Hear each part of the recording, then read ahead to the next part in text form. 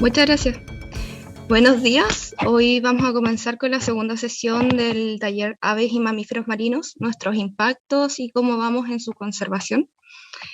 Este taller se encuentra dentro del marco del Congreso de Ciencias del Mar, organizado por la Universidad de Magallanes y la Sociedad Chilena de Ciencias del Mar.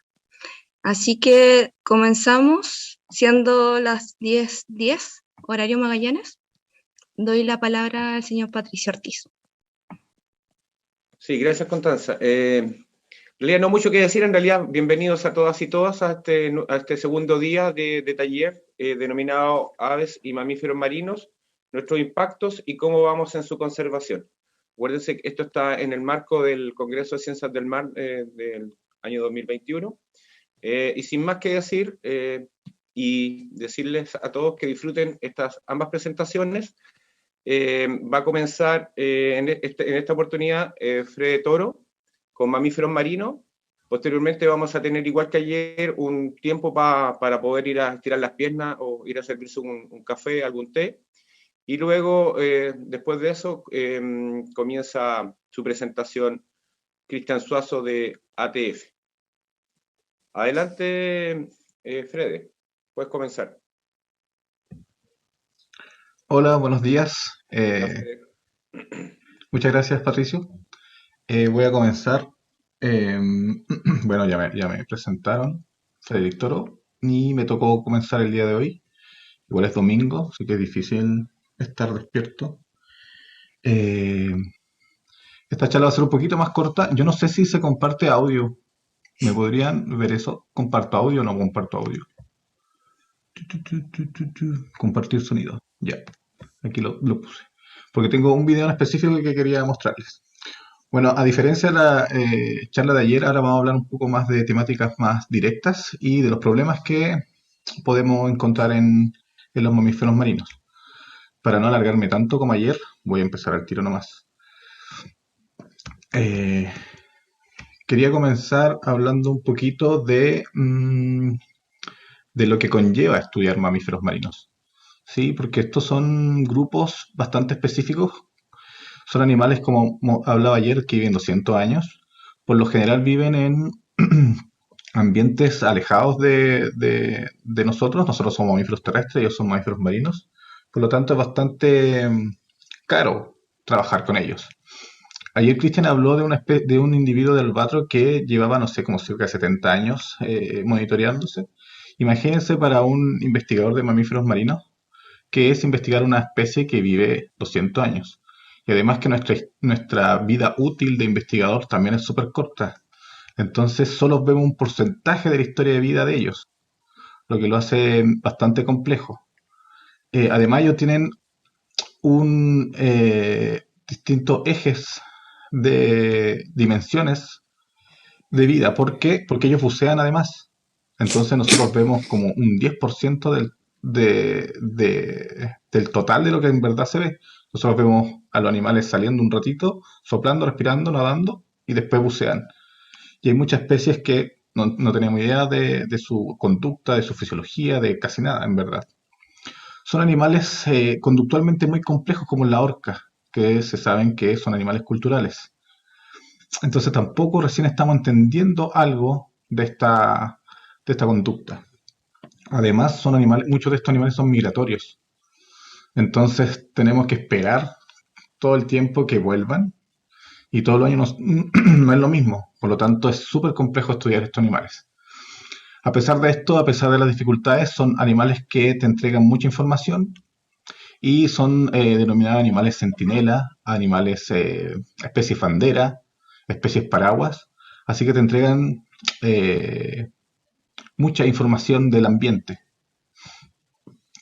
Y es por eso que se denomina especies centinelas, dentro de todas esas características, las cuales te entregan cómo se encuentra el hábitat, cómo se encuentra el ecosistema.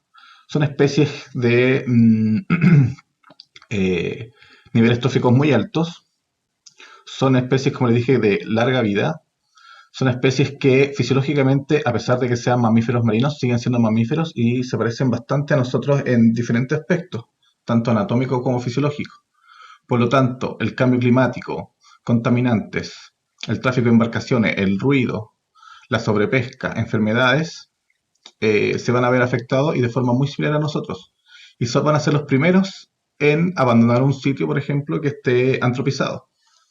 Sí, aquí se ve un poco la historia de vida desde cientos de años a cómo ha evolucionado hasta ahora.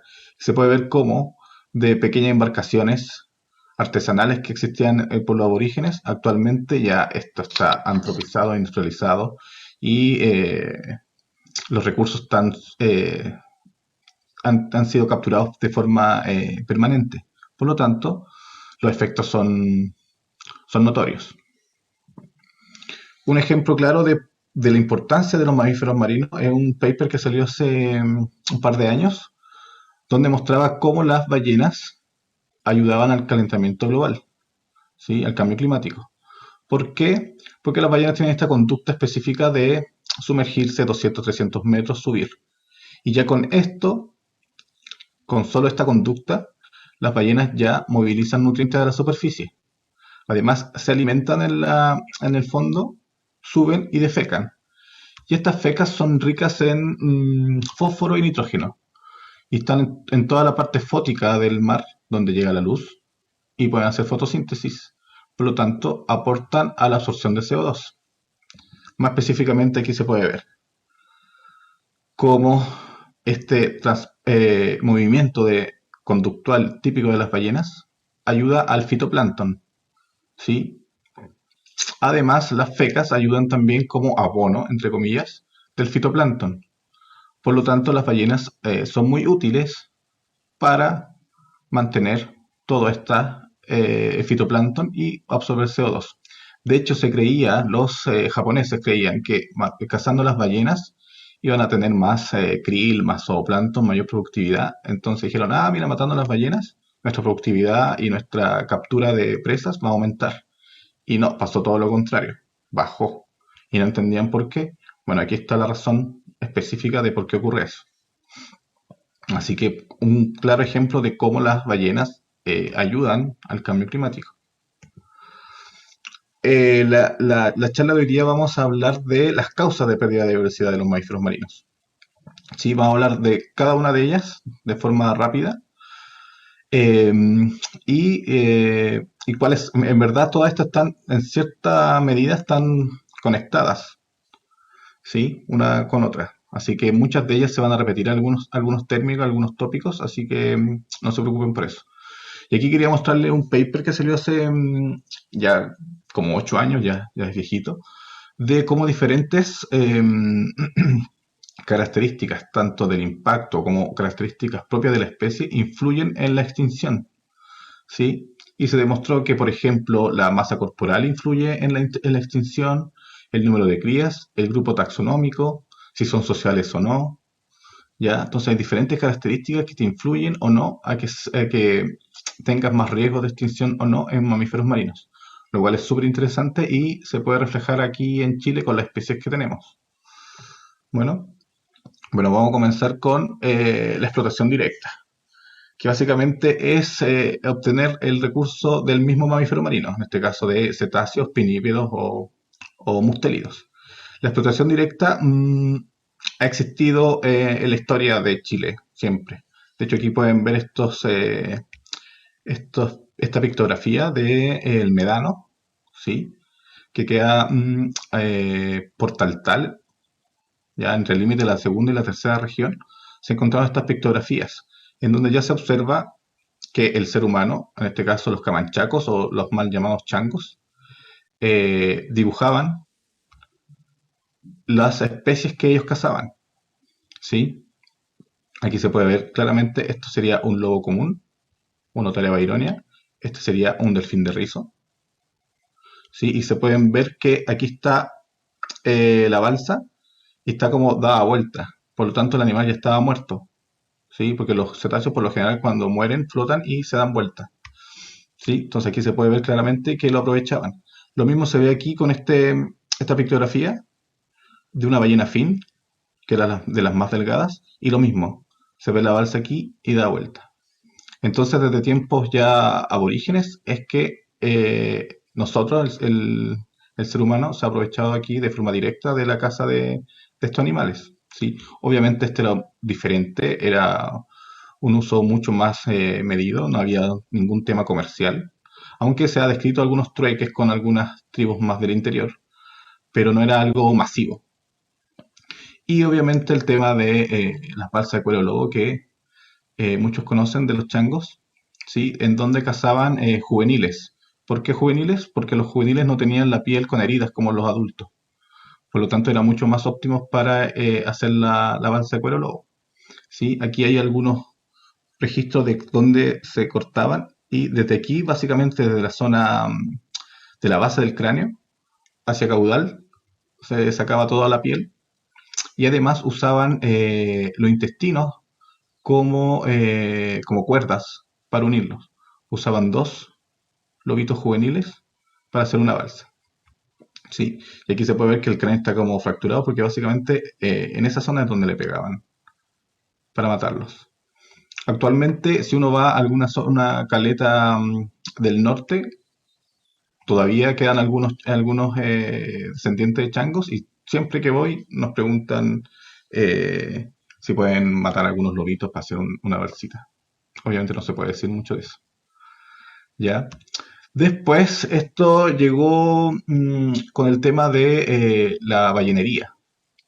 Sí, pero la ballenería no llegó al tiro con temas más invasivos. ¿Por qué? Porque antes existía una caza pasiva. ¿Qué consiste en la caza pasiva? Era que se aprovechaban de los animales heridos que estaban cerca de la orilla, animales varados vivos, y eso los cazaban. A eso se le denominaba la caza pasiva. ¿Sí? Y después llegó la caza tradicional ya con arpón, ya cuando llegaron los europeos, porque la ballenería apareció en Europa. Los vascos fueron los primeros en cazar ballenas. Y los vascos básicamente empezaron a entrenar a diferentes países y de a poco empezaron a perfeccionar la técnica de caza de ballenas. Sí, pero también era algo mucho más, no tan masivo. Cazaban los animales justos que para mantenerse y con eso sobrevivían. ¿Sí? Aquí hay algunas fotos de Taltal. Esto es del sur de Chile y aquí hay unos registros que tuve la suerte de trabajar con Benjamin Ballester, donde encontraba una escápula de un cachalote y claramente aquí se ven algunos cortes de estos eh, por alguna herramienta que tenían estas tribus de la zona norte de Chile. Y después llegó la caza moderna, ya con el arpón automático, con el arpón ya mucho más invasivo, y esto era una caza ya comercial. ¿Sí? En Chile existían cerca de 13, 14 ballenerías. Aquí se puede ver una ballena azul, no sé si se nota bien. Acá hay una ballena azul con todos los trabajadores de la ballenería. Una familia muy conocida y probablemente la gente de Magallanes conoce, los Macaya, que fueron de los primeros balleneros que existieron en Chile. Y aquí se pueden ver los números de ballenas cazadas. ¿Sí? Se puede ver 2.900. Hay harto. ¿Y cuántos barriles de aceite producen este número de ballenas cazadas? Ya, y aquí está el número de las flotas balleneras que existían acá en Chile. Esto obviamente bajó mucho la población de ballenas en Chile. Aquí se puede ver la captura total de cachalotes. Miren, en 1950 más o menos, miren cómo aumentó la caza de estos animales. Y aquí diferentes especies de ballena. Ballena franca, ballena jorobada en amarillo, ballena azul, ballena fin y ballena boba. La ballena boba es la ballena 6 por si acaso. Entonces pueden ver cómo empezaron a cazar muchos ejemplares. La ballena azul obviamente era el animal más grande, entonces se cazó de los primeros. ¿Sí? La ballena franca, como les contaba ayer, también era muy fácil de cazar. Hasta que en 1986 Chile dejó de cazar 100% las ballenas con fines comerciales. Actualmente todavía hay países que lo cazan, hay diferentes estatus de caza, pero todavía siguen cazando. Y la que están cazando es la ballena minke antártica, la Cuturustrata. Los pinípedos también fueron cazados. ¿Sí? Acá también hay un dibujo de un arte precolombino del norte de Perú, de cómo cazaban lobos. ¿Sí? Y básicamente a garrotazos los cazaban, como se puede ver. Esto ocurrió al mismo tiempo que la ballenería. De hecho, la piel de lobo era muy cotizada. En 1834, una piel de lobo costaba $20. Aquí los que dominaban eran los ingleses, el tema de la caza de lobos. Eran empresas inglesas que venían a Chile y cazaban y llevaban centenares de individuos. Aquí se puede ver una ilustración, un dibujo, de cómo están en una lobera y básicamente están golpeando y van cayendo todos los animales muertos. Por lo general, aquí cazaban animales adultos, tanto hembras como machos, de los lobos finos por lo general, pero también cazaban foca elefante también cazaron mucho y aprovechaban la piel y la grasa. Así que esto fue lo que exterminó muchas poblaciones de lobo fino especialmente en el sur de Chile y las zonas subantárticas, cazando el lobo fino austral, lobo fino antártico también. Y foca elefante, como les comenté ayer, esta población que existía en Juan Fernández que también la extinguieron. Actualmente las especies están protegidas. Hay temas legales que son un poco complejos, como por ejemplo que son recursos hidrobiológicos. ¿Ya? Los mamíferos marinos, todos los mamíferos marinos son parte de Cernapesca, ¿sí? Y dentro de Cernapesca están dentro de esta categoría, recursos hidrobiológicos. Y Cernapesca ustedes saben que es del Ministerio de Economía, así que ahí ya tenemos un poco de ruido. ¿Sí? Cualquiera que mate algún mamífero marino tiene un tipo de multa. Las multas son muy, muy, muy caras. ¿Sí? Están en UF, hay una tabla con el número con el precio con el número de cada UF por la muerte de algún mamífero marino. Así que no es tan trivial, ¿sí? El tema es que pasó el año pasado, perdón, es que en Chile no se puede eutanasiar animales. Por ejemplo, si llega un animal varado en muy malas condiciones, lo que pasó el año pasado con un cachalote en Arica, no sé si recuerdan, como en esta fecha más o menos, que el animal estaba muy mal, en muy mal estado, ese animal era candidato a ser eutanasiado. Sin embargo, por ley no se podía, porque tenemos una multa detrás. Así que ahí hay un tema complejo con el tema de la eutanasia y los mamíferos marinos desde el punto de vista legal. El tema cambia con el Otaria byronia, el león marino sudamericano, el lobo marino común, porque hay vedas extractivas. Se puede extraer, capturar lobos y vender, básicamente, y también para tradiciones ancestrales. ¿Sí? De hecho, aquí hay algunas cuentas de los años y cuántos ejemplares se capturaron de algunas loberas y se llevaban a zoológicos o acuarios a diferentes partes del mundo. Esta veda se supone que dura 5 años, la última fue el 2016 y este año se iba a abrir la veda, pero la veda se extendió por 10 años más. Ya está aquí el decreto y está firmado por Alicia Gallardo. Así que tiene 10 años más de protección a esta especie. Pero esta especie es compleja por el tema de la abundancia, que dicen que hay muchos, y el tema de los pescadores. Por lo tanto, por eso se abre una veda, pero como les dije, tiene 10 años más de veda este ejemplar, esta especie, perdón. El otro problema de conservación es la explotación de recursos, ¿sí? Obviamente el ser humano explota de forma desenfrenada el recurso. Y aquí se puede ver un gráfico, ¿sí? Que básicamente muestra que la intensidad de, de captura es la misma, pero la abundancia de lo que se captura va bajado en los últimos 40 años, 30 años. ¿Sí? Siguen las mismas flotas en la misma intensidad, pero el número de capturas ha bajado. Entonces es un tema bastante complejo y obviamente a quién afecta directamente a las especies que están en estos ecosistemas, en este caso los mamíferos marinos. Aquí se puede ver un estado de pesquería del año 2016, de cómo se ve, por ejemplo, aquí alguna especie agotada, cuando están en rojo y que están agotadas. Y pueden ver que el problema es grave. ¿Sí? Por lo tanto, aquí existe mucha competencia en parte de estos, de la pesca industrial especialmente, con los mamíferos marinos. Bueno, y Cristian va a hablar de las aves marinas. ¿Sí? Existen diferentes tipos de interacciones con la pesca, ¿ya? Y esto generan diferentes pérdidas. Estos son pérdidas para el pescador. Sí, están las pérdidas directas, por ejemplo, daño de las presas que uno captura o daño del equipo de pesca. Esas son las pérdidas directas. Están las pérdidas indirectas, sí, que básicamente, por ejemplo, es que el tiempo de la red baja la vida útil de las herramientas de pesca, aumento en el tiempo. Por ejemplo, ahora me demoro, en vez para pescar 10 kilos, me demoraba 1 hora, ahora me demoro 2 horas. Y esto conlleva pérdidas, por ejemplo, de benzina. Esas son las pérdidas indirectas. Y además están las pérdidas invisibles. Por ejemplo, la presencia de mamíferos marinos en una zona donde yo estoy pescando, obviamente va a hacer que mi, mi presa objetivo se retire por la presencia del mamífero marino. Así que esas son las pérdidas invisibles, que no se ven. Porque yo pesco menos, no porque no hayan, sino porque se van por la presencia de los mamíferos marinos.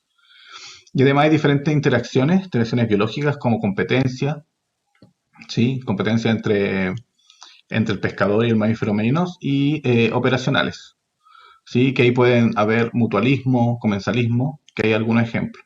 De hecho, se ha visto en algunas partes en Brasil y en Asia cómo colaboran pescadores con mamíferos marinos a la hora de pescar. ¿Sí? Hay algunas especies de Sotalia que intentan acorralar cardúmenes de peces y los llevan a la orilla. Y aquí los pescadores artesanales se aprovechan y tiran la red y aprovechan de cazar también. Así que un tema bastante interesante. Y también está el cleptoparasitismo, que básicamente es robar las presas. No, mira, ¿sabes qué? Es que a mí me tiene sin cuidado porque, mira, Puede poner mute, porfis. Gracias. Bueno, básicamente esto se ha demostrado que al sacar los mamíferos marinos de zonas porque los pescadores dicen que compiten, que al final los mamíferos marinos juegan un rol importante como depredadores, ¿sí? Y se ha demostrado que a sacar los mamíferos marinos ha hecho que baje aún más ya las capturas por un tema de control de las comunidades biológicas. Así que la solución de sacar a los mamíferos marinos ya se sabe y está recontra comprobado que no funciona. Acá hay diferentes artes de pesca, por ejemplo, las mallas, ¿sí? La pesca de cerco, la pesca de arrastre y cómo afecta a diferentes especies. ¿Ya? Por lo general, la de cerco afecta al delfín común. Por ejemplo, esta red de mallas afectan a marsopa, a los marinos y a cetáceos más costeros como, por ejemplo, delfín chileno, tonino vera. ¿Sí? Entonces, diferentes tipos de arte de pesca tienen diferentes efectos en las diferentes especies. Lo mismo aquí pasa con especies más grandes, como cachalotes, ya la de palangre, algunas especies de ballena franca. La ballena franca, por ejemplo, la ballena jorobada son muy lentas, entonces también se predisponen a que se enmallen con las redes de palangre.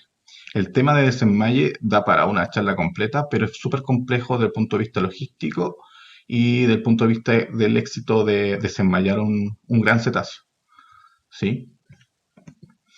Bueno, básicamente está el bycatch también, que es la captura de especies no objetivos dentro de la pesca.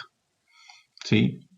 Y cuando uno captura y hay bycatch, hay dos opciones: que se descarte o que sea mantenida la captura y se lleve a tierra. Esto pasa muy poco en Chile, ¿ya?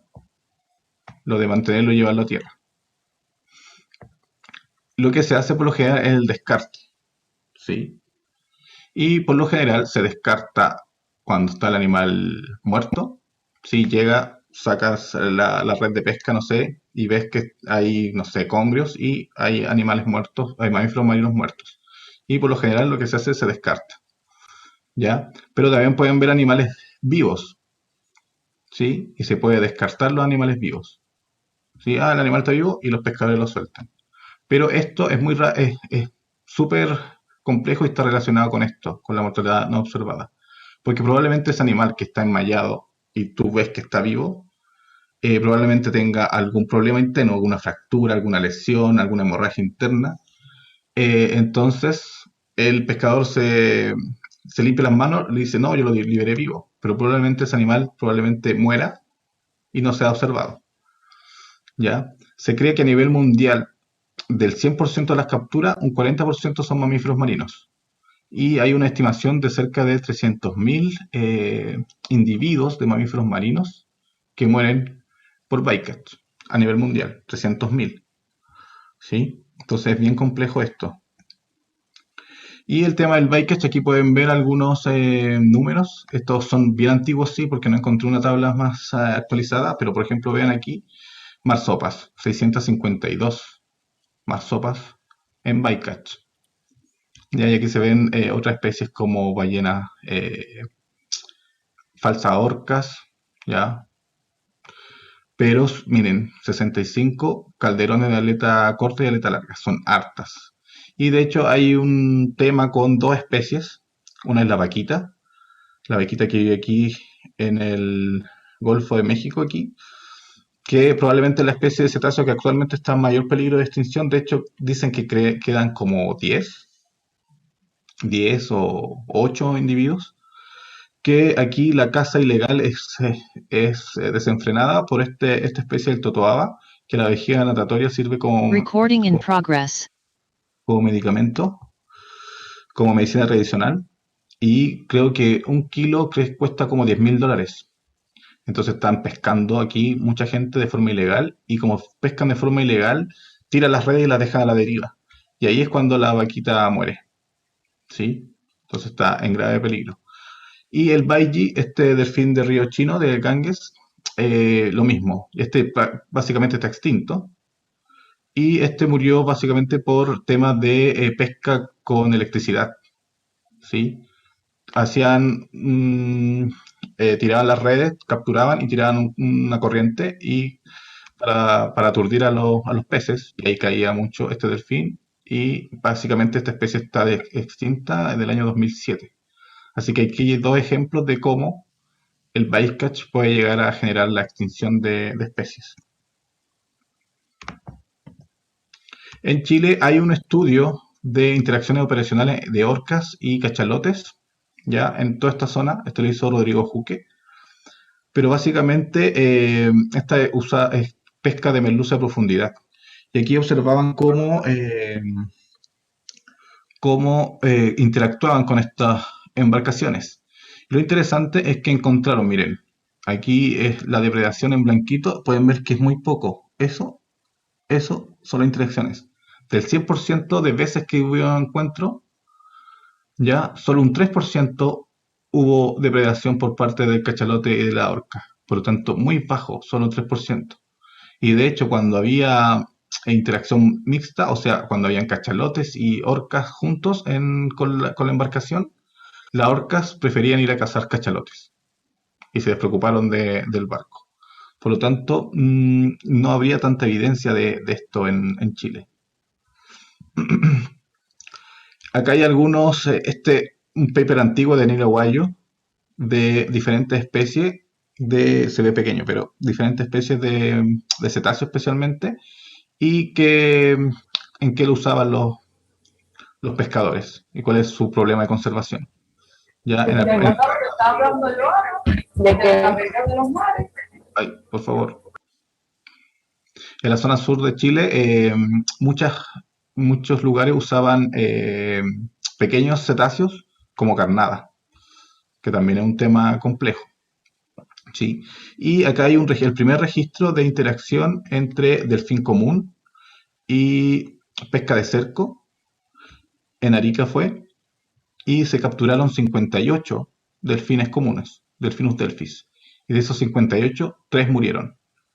Probablemente muchos de los otros 55 que quedaron vivos tuvieron alguna lesión y probablemente era parte de esta mortandad no observada. ¿Sí? Y también vieron una interacción con un león marino sudamericano, un lobo marino común, de una vez capturado y murió también.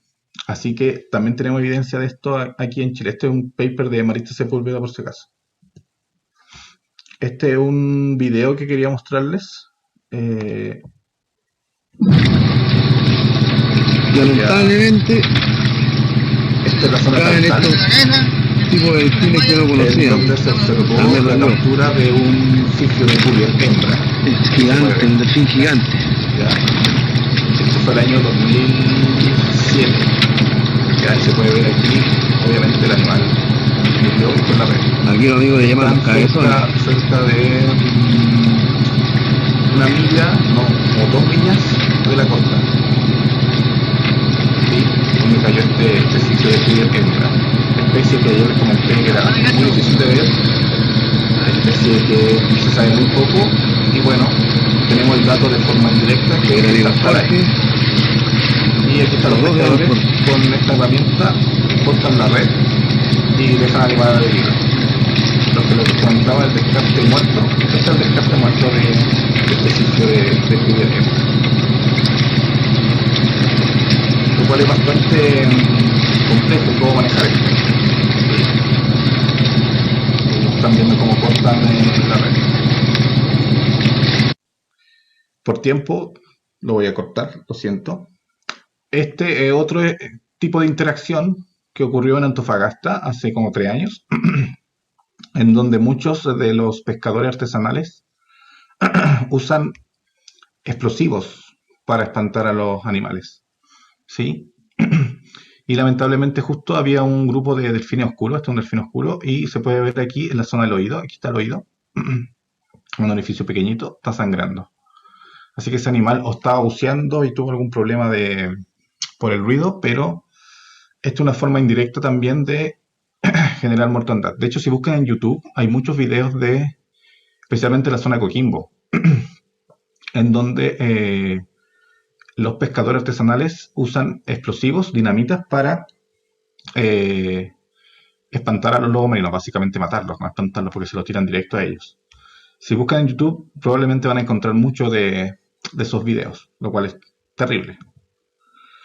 Me ha tocado hacer necropsias de ballenas. Esta fue una en marzo que fuimos con un grupo de colegas, en donde era una ballena jorobada que en la zona del pedúnculo, en la colita, tenía estas lesiones.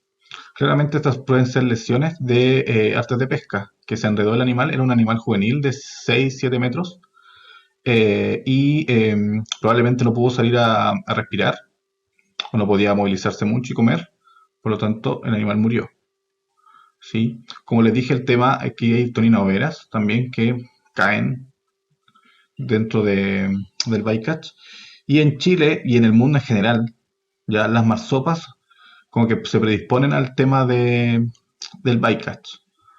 Ya tenemos registros de cerca de, no sé, unas 30 marsopas espinosas muertas, todas por enredo de pesca. Así que un tema preocupante. No se sabe cómo está la población. Solo recién ahora está la ONG Cifamac en el norte estudiando marsopa espinosa y nosotros haciendo algunos estudios de mortandad. Pero es súper complejo lo que está pasando con esta especie. Así que hay que tener ojo con la marsopa espinosa, con el tema del bycatch en Chile. Este es un modelo matemático que hicieron un paper de este año, ¿sí? De lobos marinos y la pesca. Dividieron en zonas y querían ver cómo estaba más o menos la capacidad de carga y las poblaciones de las diferentes especies en diferentes zonas, y con datos de población, por datos de stock de las presas y por datos de interacción. Básicamente lo que encontraron aquí es que las poblaciones se están manteniendo, incluso están subiendo un poco, ¿ya? Pero el tema es que no hay muchos datos precisos de las interacciones entre estas especies. Así que eso lo sesga un poco. Y además vieron diferencias interesantes en la capacidad de carga de los lobos marinos en las diferentes zonas. Así que es un modelo matemático muy complejo, pero es súper interesante los resultados que entregó. ¿Ya? Y por ejemplo, la semana pasada, yendo a San Antonio, encontramos esto. Un lobo marino con lesiones asociadas a la red de pesca. Que esto es muy común ver en caletas, es muy común ver en loberas, esto, y no hay que normalizarlo. ¿Sí? Esto es muy complejo para estos individuos. Las lesiones se infectan, pueden morir, y como les dije, cada vez más común. Y Rodrigo Juque, el año 2005 creo que fue,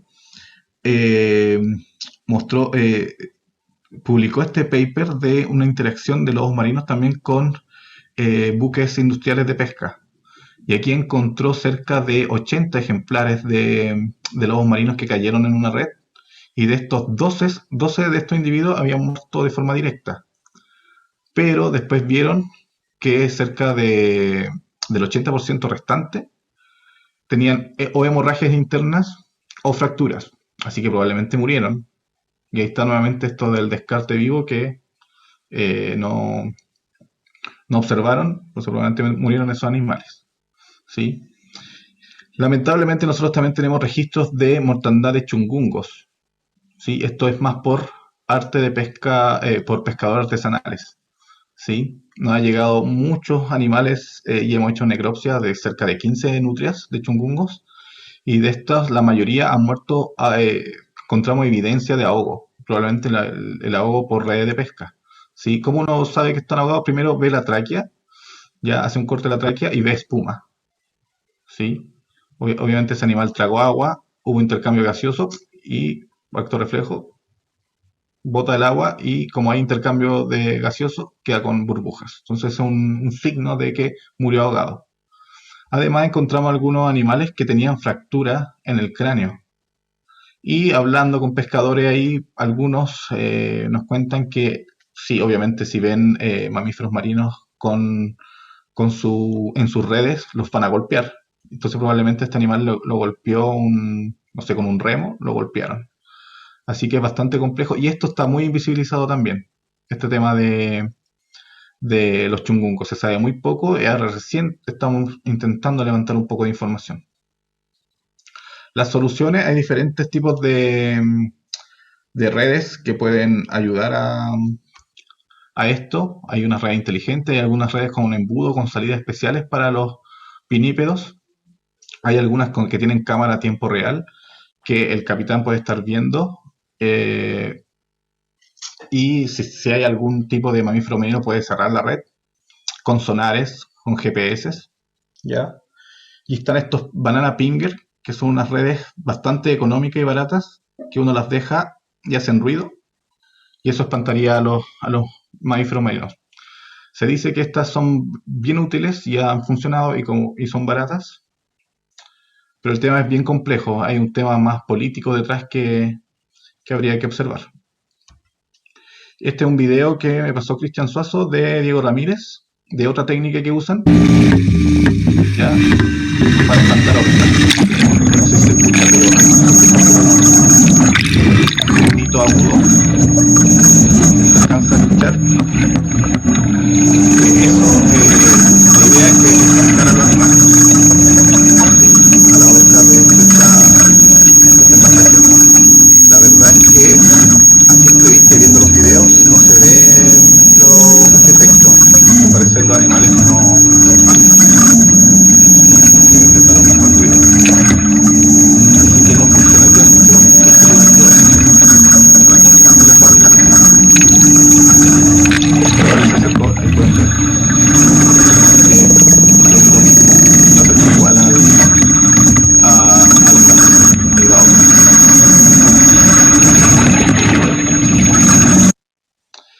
Otra técnica y otro método que se podría utilizar es el tema de las áreas marinas protegidas, ¿sí?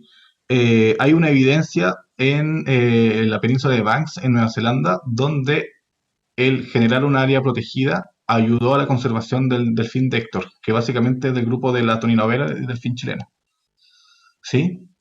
Y se observó en 20 años con estudios sistemáticos cómo la población aumentó, cómo la sobrevivencia llegaba al 90%, solo por el área marina protegida, 90% de sobrevivencia. Y la tasa de crecimiento anual en estos años aumentó de un 1 a un 7% la tasa de crecimiento. Por lo tanto, vieron cómo efectivamente un área protegida puede funcionar en una especie de mamíferos marinos si se hace de forma muy sistemática y como corresponde, básicamente. En Chile tenemos áreas marinas protegidas, de hecho hay 10 parques, 5 reservas, 13 áreas marinas costeras de múltiple uso. Sin embargo, es súper complejo porque hay algunas que son para manejo de recursos, otras para la conservación, entonces ahí uno choca un poco. Además, el 90% de las áreas marinas protegidas están solo representadas en 13 ecorregiones marinas. En Chile tenemos 14 ecorregiones. Y el 90% de las áreas marinas protegidas están solo en 3. Entonces está sobre representada unas áreas y subrepresentada otras, entonces es súper complejo.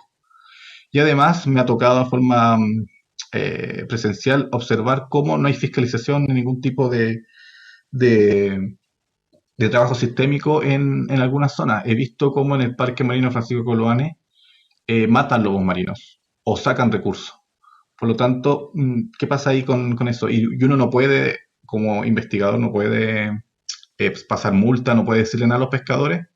Así que es súper complejo el tema de las áreas marinas. Para mí, las áreas marinas protegidas le falta un poco más de rigurosidad para que cumplan su objetivo final.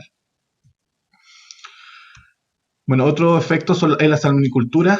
La salmonicultura tiene diferentes componentes, desde la especie invasora, el salmón, desde el uso de antiparasitarios, la comida, los antibióticos. Esto hace que haya eutrofización del lugar, el espacio que ocupan, ¿sí? Hace que baje el oxígeno de este lugar, hace que afloren algas nocivas. Entonces es muy complejo el tema de la salmonicultura. Además, los restos de instrumentales también contaminan. Entonces es súper complejo el tema de la salmonicultura. ¿Ya? Existen diferentes medidas para evitar todo esto. La red Lovera, que es de las redes que la mayoría de la salmonicultura ocupan, que básicamente esta que está en rojito aquí, que está alrededor de las granjas, ¿sí? Hay de diferentes pulgadas para que los lobos marinos no entren, pero con lobos marinos funciona, ¿sí? Se ha visto que funciona. También está la red Aqua, que también son para evitar la interacción de los lobos marinos que son estas, que están aquí. Focos de iluminación, que esta básicamente no funciona mucho, ya está demostrado que es básicamente poner luces en la noche, porque se sabe que los lobos marinos de noche cazarían más. Y en algunas partes del mundo han usado orcas falsas, y también vocalizaciones de orca, y tampoco ha funcionado. No son tan tontos los lobos marinos como para diferenciar una orca de verdad con una orca de mentira, así que se acostumbraron. Lo que más se usa actualmente son estas redes loberas que se ven aquí en rojo, con las diferentes pulgadas. ¿Ya? Hay estudios del efecto de la salmonicultura. Aquí se pusieron tags satelitales a 8 lobos marinos para ver cómo interactuaban, y básicamente las zonas de forrajeo se solapaban con las granjas de salmoneras, ¿sí? Y cazaban salmones adultos. Sin embargo, hubo un brote de una enfermedad de anemia infecciosa en salmones que causó mucha mortandad, y se vio como 2 de estos lobos se adaptaron muy rápido, bajaron los números de salmones, y esto y los lobos muy rápido se adaptaron y empezaron a comer peces pelágicos. Por lo tanto, no es tan esencial los salmones para los lobos, ¿sí? Al ver esta baja de salmones, al tiro reemplazaron la dieta. Básicamente están comiendo salmones porque es lo que hay, y es fácil y está a la mano. Así que no sería mucho problema si desaparecen las salmoneras a los lobos marinos. ¿Ya? Existe otro estudio de Rodrigo Juque, donde en el año 2007 encontró una cría de ballena jorobada que murió ahogada en estas redes loberas. ¿Sí? Es un tema.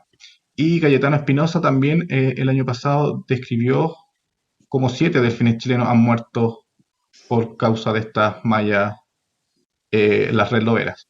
Así que este tema de la red lobera es preocupante también para algunas especies de grandes y pequeños cetáceos. Ayuda a disminuir la interacción con los salmoneros, pero tiene problemas con cetáceos. Y no solo cetáceos pequeños, sino cetáceos grandes.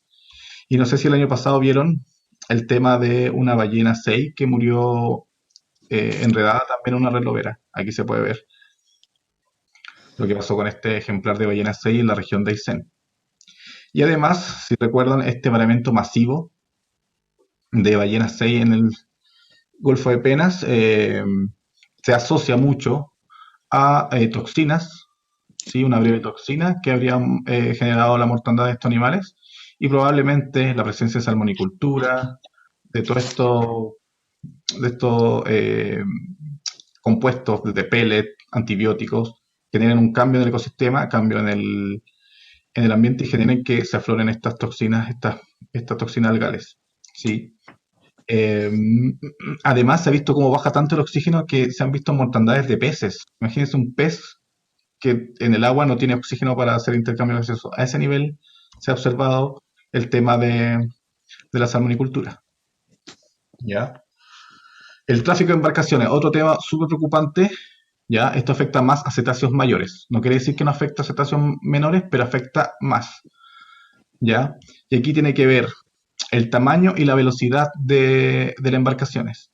Aquí pueden ver cómo el tamaño, la eslora del barco, cómo influye, por ejemplo, en la muerte. Miren, cerca de 150 a 200 metros genera la muerte inmediata de los animales.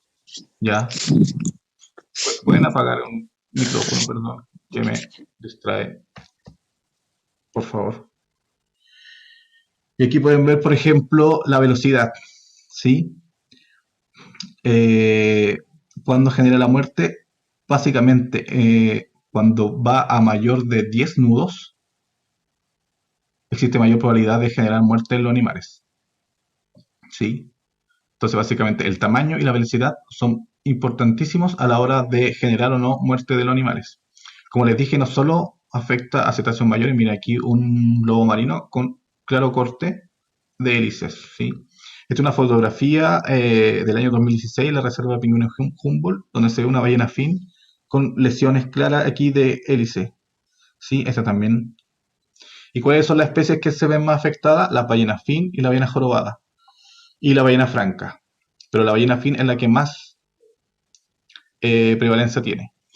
Y además esto tiene mucho relación con los individuos juveniles. Los individuos juveniles también tienen mayor prevalencia a tener esta interacción con las embarcaciones. ¿Sí? ¿Por qué? Por capacidades fisiológicas, los animales cuando hacen buceos muy largos tienen que quedarse en la superficie descansando para recuperar el buceo que tuvieron. Y en ese momento es donde son más frágiles y cuando las embarcaciones los chocan. Y obviamente genera la muerte. Y el último tiempo ha aumentado esto en Chile de forma exponencial. ¿Sí? Aquí algunos casos, por ejemplo, la ballena jorobada que paró hace como un mes cerca del faro San Isidro, que la gente del Museo de Río Seco fueron a verla y Benjamín me contó que probablemente la causa más probable fue un choque de embarcación. Una ballena de Brit en Mejillones también tenía las costillas fracturadas. Imagínense una especie que no se ve nunca, aparece y aparece muerta por choque de embarcación. Ballena azul, que nos tocó hacer la necropsia junto con colegas y amigos, y fuimos, y tenía un hematoma gigante en la zona del tórax, y el hematoma, el golpe probablemente fue tan fuerte que llegó al corazón. Mire, este es el corazón, este es como el ápice del corazón, y tenía una hemorragia aquí en esta zona. Entonces, probablemente la golpearon, y a eso causó la muerte. Y son individuos juveniles, coincide. Y aquí están las velocidades de las embarcaciones que hay que se ven en Mejillones, por ejemplo. ¿Sí? Pueden ver la velocidad que tienen. Un buque mercante 22. Un buque es un buque grande a alta velocidad. Obviamente puede causar la muerte de un gran cetáceo. Y miren, un bote de turismo mucho menor. Así que es súper complejo. Y este es un estudio de Ana María Cigarra, de CIFAMAC, en donde muestra la superposición de diferentes especies de cetáceos, de grandes ballenas hasta cetáceos pequeños como la marsopa espinosa, con las embarcaciones en la bahía de Mejillones, que es un tema súper relevante que hay que tomar medidas. Por ejemplo, rutas alternativas de las embarcaciones, bajar el número de embarcaciones en algunos sitios, especialmente en época de concentración de grandes ballenas, o simplemente prohibir el ingreso, como se hace en Argentina. En Argentina hay zonas donde pasa la ballena franca que se prohíbe todo ingreso de embarcaciones. Y listo, se cortó el problema. Acá en Chile es mucho más complejo, no tenemos algunos datos de tráfico para ver realmente qué está pasando, pero esperemos que mejore todo esto. El tema del turismo también es súper complejo porque es una forma de que muchas comunidades locales han subsistido el último tiempo, el whale watching, ¿sí? Y aquí se puede ver cómo, por ejemplo, la población residente de Finales de Botella de la zona de Pingüinos Humboldt, hicimos un estudio de una época en donde no había turismo y de otra época donde sí había turismo, ¿ya? Y por ejemplo, al tiro vimos que el tamaño grupal cambió. Con turismo el tamaño grupal era cerca de 45 individuos. Sin turismo bajó a 8, ¿sí? Y, por ejemplo, contábamos las conductas superficiales, los saltos. ¿Cuántas veces saltaban? Y vimos cómo, como por ejemplo, cuando no había turismo, saltaban mucho más. Miren, todo en celeste es cuando no hay turismo. Y en este naranjo, o rojo, no sé qué es cuando sí hay turismo. Vean todo lo que disminuyó, solo por la presencia de botes de turismo. Así que esto es preocupante igual porque estas conductas de saltos tienen diferentes funciones, como sociabilizar, como reproducción, como la alimentación. Entonces, obviamente influye mucho en esto. Ya, y se ha visto en otros países cómo los animales simplemente abandonan la zona. Y con ballenas también vimos algunas respuestas, por ejemplo, cómo responden a las embarcaciones las ballenas. Eh, aumentando el tiempo buceo, o sea, se quedan más tiempo bajo el agua para esquivar a los botes. Y vimos cómo aumentaban los tiempos de buceo, las diferentes especies. También vimos cómo el número de soplos disminuye, o sea, las respiraciones prefieren estar más tiempo buceando y menos tiempo en superficie, entonces también disminuyen las respiraciones. Y además, evitando la embarcación de turismo, empiezan a cambiar constantemente de dirección. Y también vimos que aumentaba. Y esto para 3 especies, ballena azul, ballena fin y ballena jorobada. Vimos lo mismo en las 3. Así que es súper complejo porque obviamente esto tiene consecuencias fisiológicas que pueden llevar a consecuencias de salud de los animales y a largo plazo consecuencias poblacionales. Así que un tema del turismo en Chile está empezando, está aumentando cada vez más, es cada vez más importante y hay que tomar medidas al respecto. La fragmentación y degradación del hábitat, esto va de la mano con la extracción de recursos, por ejemplo. Se ha visto como el güiro lo extraen mucho, ¿sí? El tema de las nutrias, hemos visto en zonas urbanizadas donde las nutrias están llegando cada vez, nos pasan animales muertos y estos muertos por perros, por ejemplo, ¿sí? También hemos visto esta invasión, entre comillas, de leones marinos, lobos marinos en zonas pobladas. Esto es porque básicamente no tienen dónde ir. Cada vez hay menos sitios de aposaderos, y entonces tienen que empezar a usar otros sitios, ¿ya? Y aquí la gente obviamente los va a molestar y pueden haber interacciones de diferentes tipos. Acá, no sé si se alcanza a ver, pero aquí se ve la aleta de la foca elefante. Esta es la foca elefante de Antofagasta. Y aquí se puede ver, esta fue una foca que la atacaron perros, que estaba haciendo la muda y la atacaron perros. Y aquí se puede ver las lesiones y de hecho los perros la atacaron y se ve que están expuestas las falanges, son los huesos lo que se ve ahí. Así que ese es un tema también que está asociado con el ser humano, obviamente, pero es por el tema de la urbanización, de que cada vez hay menos espacio, menos lugares prístinos donde los animales puedan básicamente estar tranquilos. ¿Sí? Y en algunas zonas se ve esto, ya todo fragmentado. Como les comentaba ayer, hay muchas zonas costeras donde dinamitan playas para que sean balnearios, para que sean uso público, pero también hay animales ahí que necesitan, y esas rocas o esos sitios están ahí por algo. Así que es muy complejo el tema de la fragmentación y degradación del hábitat. Los contaminantes, básicamente, como son animales depredadores tope, muchas de estas especies acumulan muchos de los contaminantes, ¿sí? Acumulan cuando van comiendo ellos constantemente una presa contaminada, tu organismo va acumulando.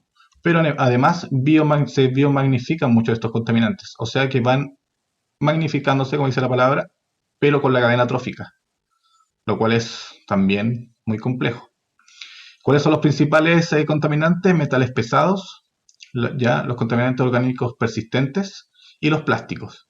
Estos son los principales contaminantes que existen.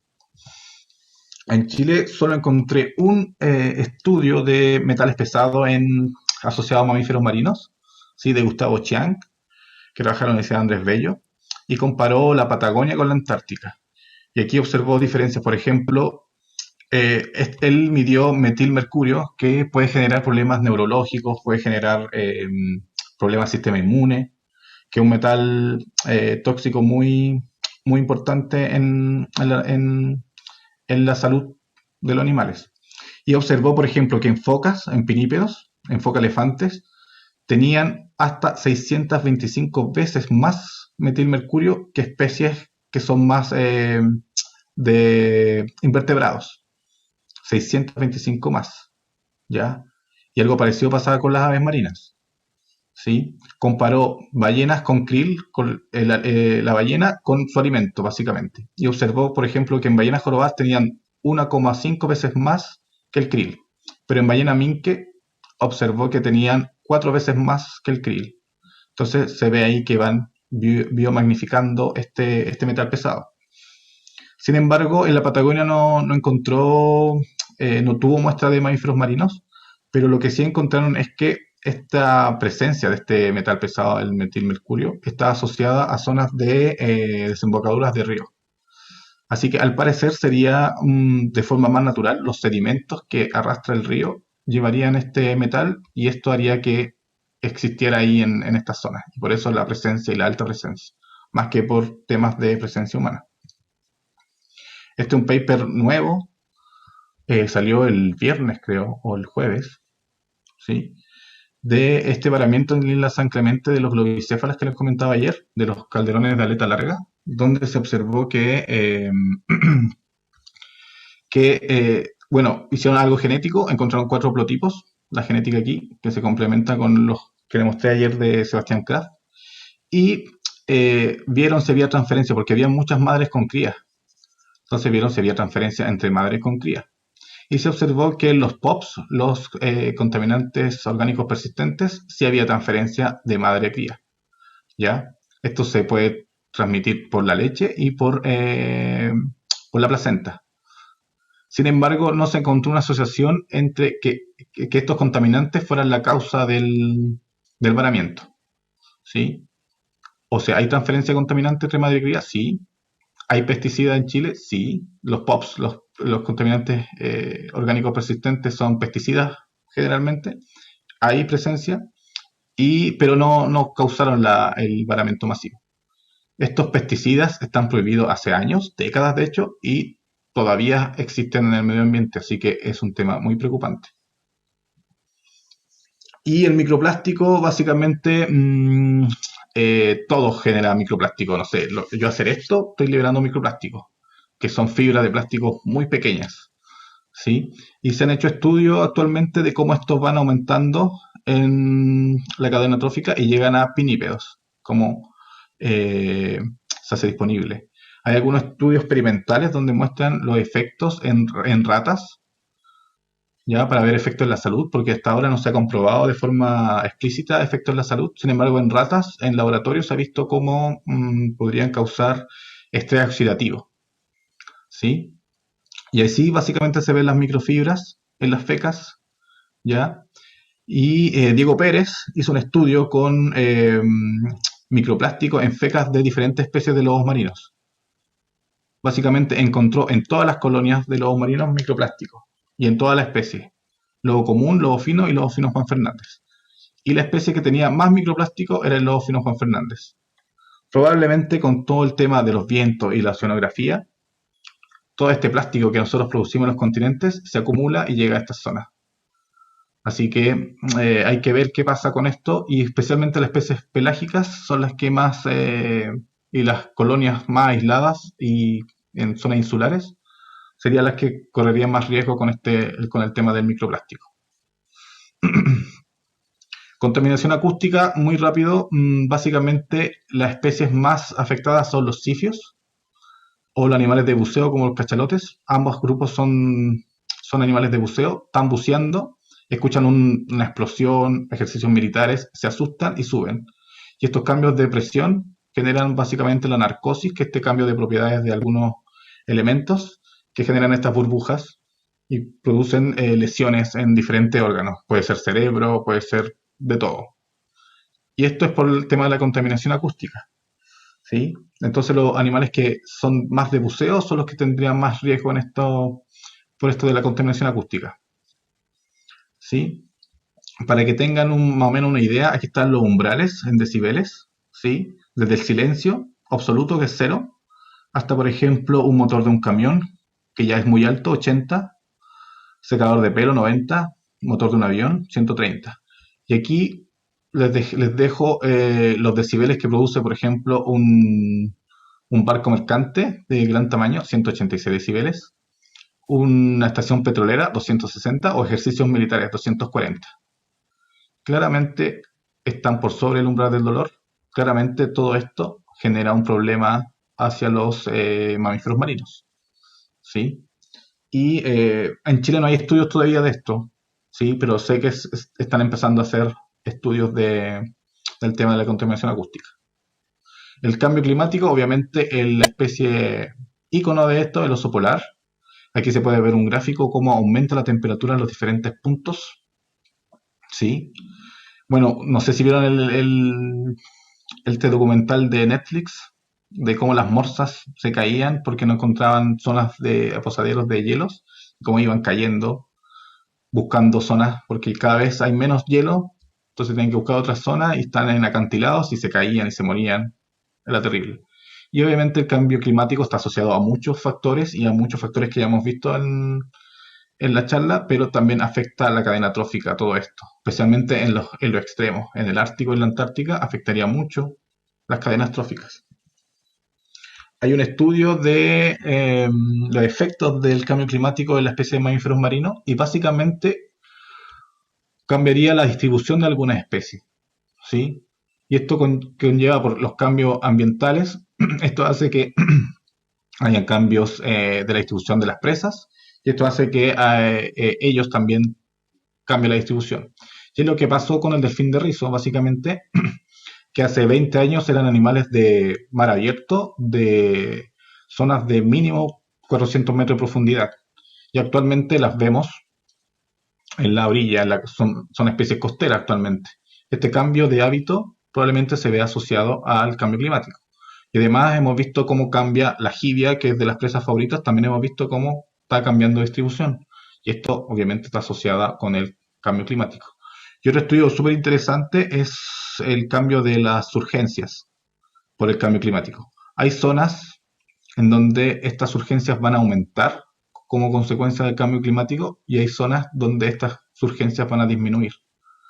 Entonces, dependiendo de las corrientes, por ejemplo, la corriente de Humboldt, se ha visto que las urgencias están aumentando, ¿sí? Entonces la productividad está aumentando y eso va a generar obviamente un cambio de distribución de la especie.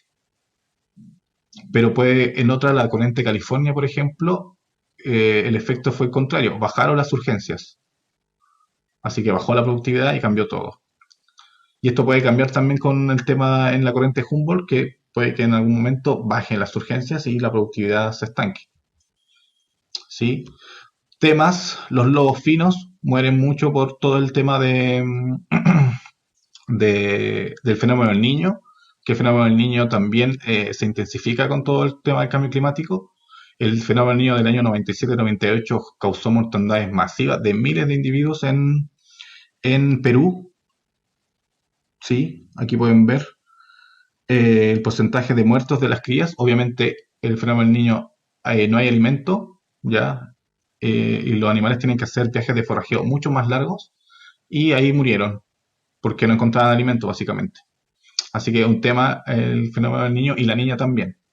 Y lo otro, lo que pasa en Copquecura, que el cambio climático influye mucho en las marejadas. Con el cambio climático van a ser cada vez más comunes las marejadas. Y en Copquecura es una zona de reproducción del lobo común, una colonia de reproducción, y las marejadas generan varamientos de cientos de cachorritos todos los veranos. ¿Sí? Entonces hacen estas guarderías improvisadas aquí para cuidar a los cachorritos que van varando. Y todo esto es por el tema de las marejadas que ocurren por consecuencia del cambio climático. Se hizo un estudio donde se vieron la velocidad, la altura y la época donde más vararían. Y sería entre a finales de enero y principios de febrero las épocas donde más hay que estar atento ahí en estas zonas para prevenir. Las enfermedades, muy rápido. Enfermedad emergente y no emergente. Voy a hablar de una específico que es morbillivirus, que es un tipo de distemper, básicamente. ¿Ya? Como el distemper de los perros. Bueno, el distemper de los perros puede afectar a los carnívoros marinos y puede generar mortandades masivas. De hecho, el año 57 generó una mortandad masiva de miles de ejemplares de foca cangrejera. Pero en la historia han existido brotes epidémicos de diferentes morbillivirus que afectan a mamíferos marinos, desde focas, pinípedos, cetáceos. Así que es una enfermedad que hay que estar atento a ver qué pasa. No se entiende todavía mucho la ecología de esta enfermedad, cómo funciona. En Chile no hay registro de esta enfermedad, pero es súper importante estar atento con ella.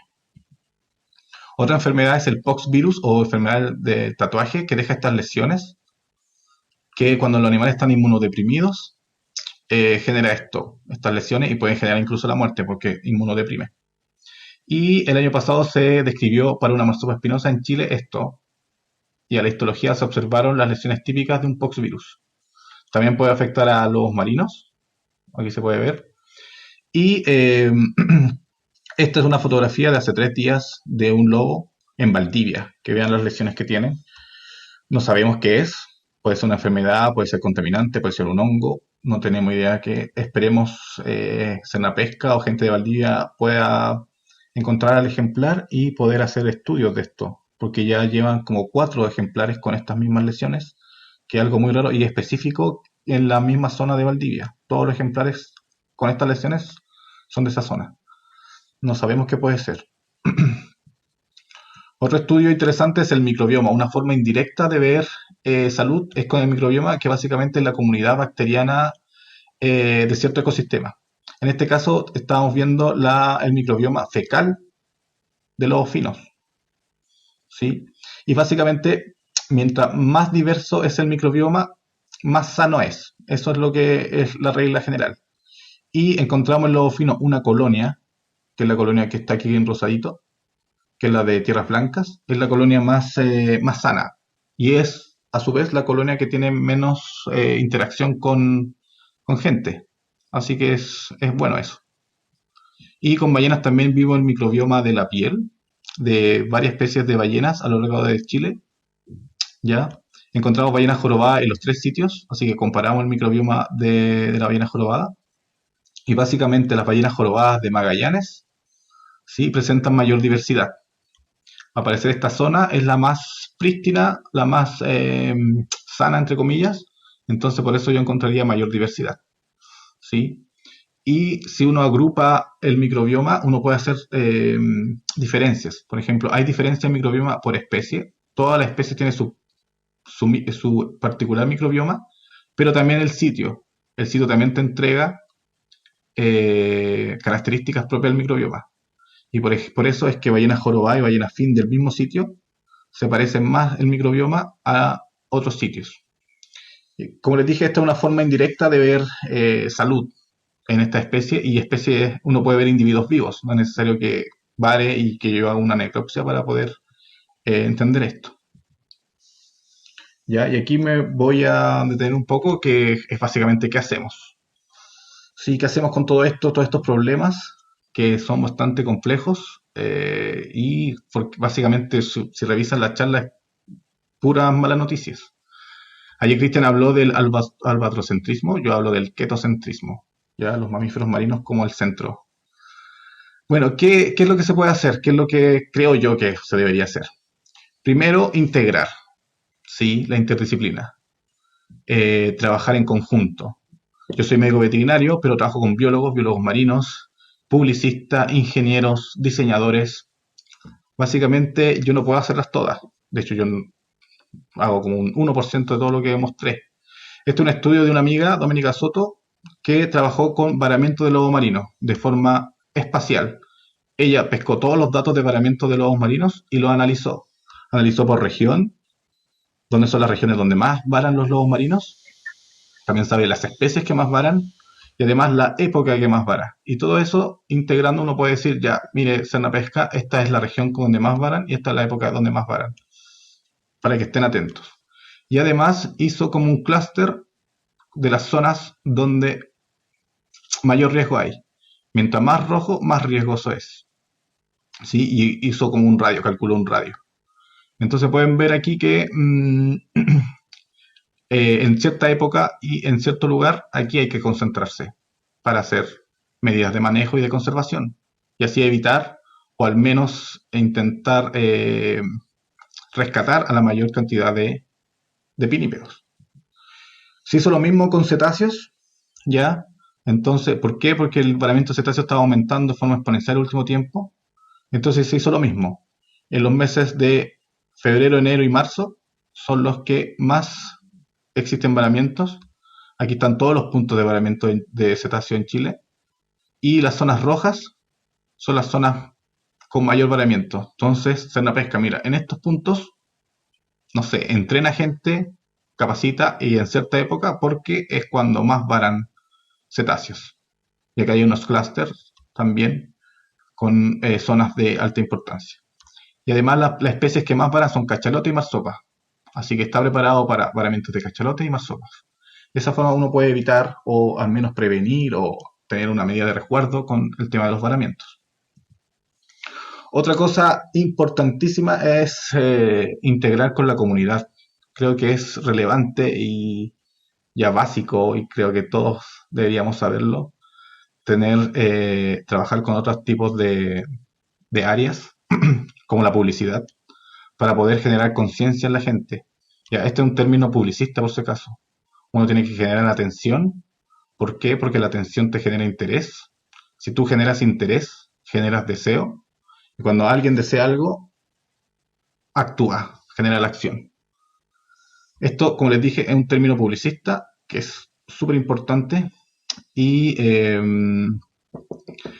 por eso es que estamos trabajando con diferentes grupos, por ejemplo, la gente de la revista Trile, ya, Paulo Dávalos, que es el director, siempre nos ayuda con temas él es publicista y nos ayuda harto. Loncho Salazar, que hace estas ilustraciones que son súper llamativas. La gente de Faunánimo también nos hizo esta ilustración por el tema de los varamientos, los choques en embarcaciones, ya, y Oculto Plenavista también hace diferentes afiches educativos.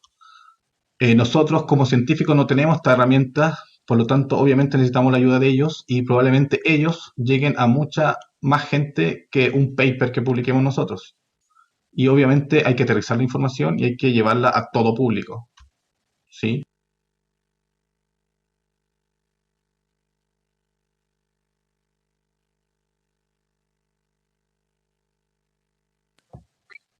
¿Se escucha? Sí. Disculpen que me silenciaron.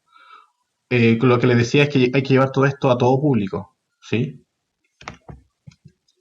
La interdisciplina, nuevamente, el trabajar con sociólogos, antropólogos y ver el tema de la socioecología. Trabajar con las comunidades para ver qué perciben ellos de su ambiente. Hay diferentes estudios donde hacen percepción de los diferentes actores, pescadores, comunidad local, para ver qué ellos ven de la naturaleza. Por ejemplo, hay encuestas como esta de chungungos para conocer el estado de la gente y qué opina de ellos y cómo interactúan con ellos en diferentes partes. Este es un estudio de Chile-Perú para ver el estado de conocimiento del chungungo en las costas de Chile y Perú. Las redes sociales son muy importantes. Ya ahora estamos todos conectados, hiperconectados. De hecho, gracias a una red social estamos acá. ¿Sí? Existen diferentes plataformas como Vamar que muestran el tema de los varamientos. ¿Sí? Existe un avistamiento de cetáceos de la quinta región, donde cada vez que alguien ve algún cetáceo lo publica y lo avisa. ¿Sí? Y cualquiera puede estar conectado a esto. Está la red de varamiento de aves marinas, que hace tiempo que no las veo, pero también existía, y la red de observación de mamíferos marinos, que cada vez que hay un registro raro de algún mamífero marino, también se avisa. Y gracias a esto es que existe esto del tema de varamientos. ¿Sí? Esta orca que varó el año pasado en Temuco, la Araucanía de la costa de Temuco, foca elefante en diferentes puntos. Este es el tema del que estaba el año pasado en Arica. Esto fue un caballero, lo grabó del celular y lo subió a las redes sociales, y gracias a eso que pudimos saber que estaba esto. Y como pueden ver, un cachalote en medio de esto es súper complejo y súper raro. Hace unas semanas varó una ballena fin, también por redes sociales. Aquí es una historia de un grupo, y gracias a esto uno tiene datos, información y puede actuar.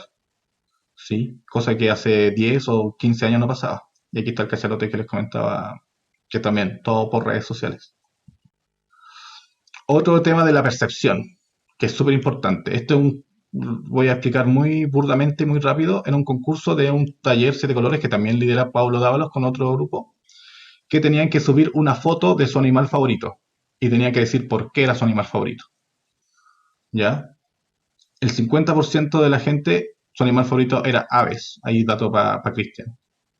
Y el 41% de la gente era mamíferos. ¿Ya? Y la razón de por qué era favorito eran varias. Por ejemplo, en mamíferos, en aves, ¿ya? Ahí no se ve el... Bueno, veamos en mamíferos. En mamíferos, la razón que más predomina es una emocional. O sea que el mamífero, o el ver el mamífero, generó una emoción en la persona. También hay respuestas espirituales, estética, que es bonito, el mamífero, no sé, es muy bonito. Ya, experiencial, por ejemplo, ver un salto de una ballena te genera una experiencia nueva. Entonces eso también genera un tipo de emoción en la gente. Hay gente más neutral que básicamente no respondía muy de la emoción. Y racional. Por ejemplo, las personas que decían, no, este es el mamífero más grande del mundo, entonces por eso es bueno verlo. ¿Sí? Y aquí se puede ver que lo emocional y lo estético eran las respuestas que más se observaban. Entonces, para intentar hacer o concientizar a la gente, uno tendría que empezar a trabajar desde lo emocional y desde lo estético en los mamíferos. Entonces, todo esto, este concurso muy simple que se ve, te entrega ese tipo de datos, que son muy importantes para educación ambiental, para manejo y para básicamente cambiar la percepción de la gente de estos animales. ¿Sí? Y lo mismo estamos haciendo con un curso de mamíferos marinos que hago en la Católica del Norte, en la Católica de aquí de Santiago, en donde a los alumnos yo le hago una encuesta al inicio del curso, son varias preguntas, y después al final del curso le repito el mismo cuestionario y veo cómo cambian las respuestas. Y claramente cambian las respuestas desde no saber casi nada de mamíferos marinos a haber terminado el curso. Y por ejemplo, aquí se ve cuáles son los grupos de mamíferos marinos que tienen mayor importancia en ecosistemas. Y solo hay 3. Y al final del curso esto varió mucho. ¿Sí? De 3 grupos que eran los que predominaban, ahora ya casi todos, la gente ya aumentó el conocimiento. Y esto es básicamente lo mismo, solo que qué tipo de acciones dentro de los mamíferos marinos ellos encuentran más importantes. Y también hubieron cambios muy relevantes de percepción de ellos. ¿Sí? Eso, terminé. Disculpen, se me acalambró la lengua, tanto hablar.